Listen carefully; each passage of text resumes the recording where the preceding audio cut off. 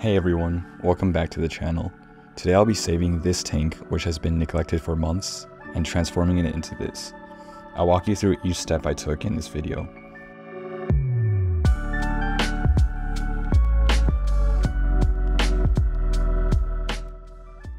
This original setup is a 30p tank, which means it's 30 by 18 by 24 centimeters, making it approximately 10 liters. It's the smallest nano tank I have, and in my opinion, it's a really great size for beginners or for nano tanks in general, as it's easy to manage, but still leaves enough space to get creative. Here's the original scape that I'll be taking down. I'm actually kind of embarrassed showing this on camera right now, and I promise this is not how I treat my aquascapes normally, but sometimes life just gets in the way, and you don't have time or motivation to maintain your tanks. But don't worry, I made sure to remove all the livestock from it quite a while ago. As you can see, it's in horrible condition. There's hair algae all over the place, the water hasn't been topped off, and the immersed plants are all going crazy. So I started by removing all the plants that I'll reuse in the new setup later. Next, I drained all the water out of the tank and removed all the rocks and hardscape as well. After cleaning up some dirty gunk and limestone deposits off the glass, I decided that I would move the tank to another location, a place that's more visible in my home. And now the fun finally starts. The general idea I have for this scape is to have minimal pieces of wood and to just let the plants completely take over the back half of the tank. I want it to be like a very dense jungle, but the lack of plants in the front sand area would also allow us to see everything that's going on. I also want to get some immersed growth to resemble the previous setup. For the previous scape though, I did have the aqua soil raised higher, so I'm not sure if the effect will work as well in this scape, but let's give it a try anyway. And for the substrate, I'll be reusing some old aqua soil and capping it off with new aqua soil, which I stole from NJ Aquascaping. Doing this helps to preserve some beneficial bacteria that will help to jumpstart the new setup. It's been quite helpful from my observations. I also want a sand area in the front, especially because I've never tried it with any of my other aquascapes. With the rocks, I'm going to create a barrier between the aqua soil and the sand in the front. I'm actually not quite sure what kind of rock this is, but I think it's a type of coral rock. I've used it in a past aquascape once, so it has an aged look that I quite like.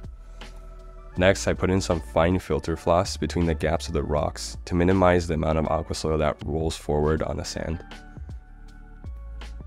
And after playing around with some driftwood for a bit, I settled on this arrangement. I really liked how the branches lean forward, almost like they're in an attacking position.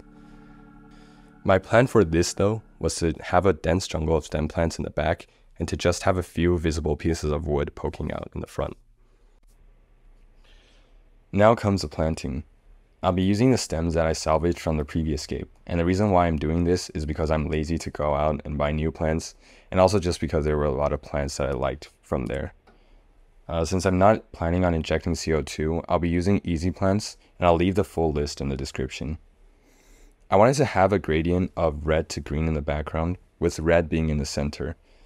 I use a lot of Rotala Rotundifolia and Rotala Rotundifolia green, and I also use Ludwigia SP red as a main source of red in the tank.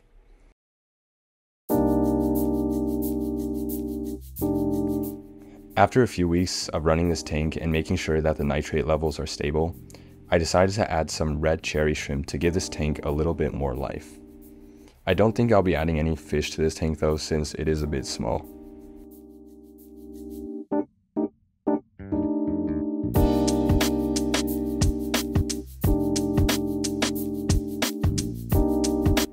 And after another few weeks, here is how the tank looks.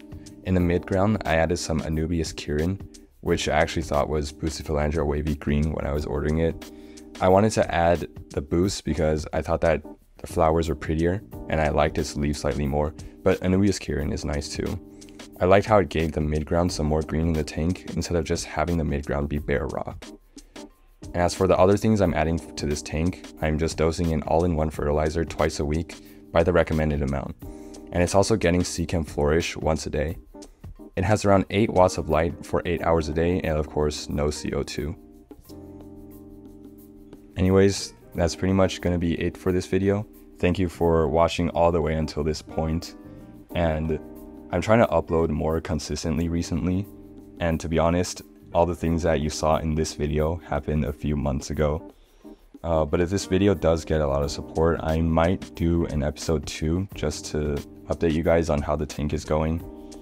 But for now, that's pretty much it.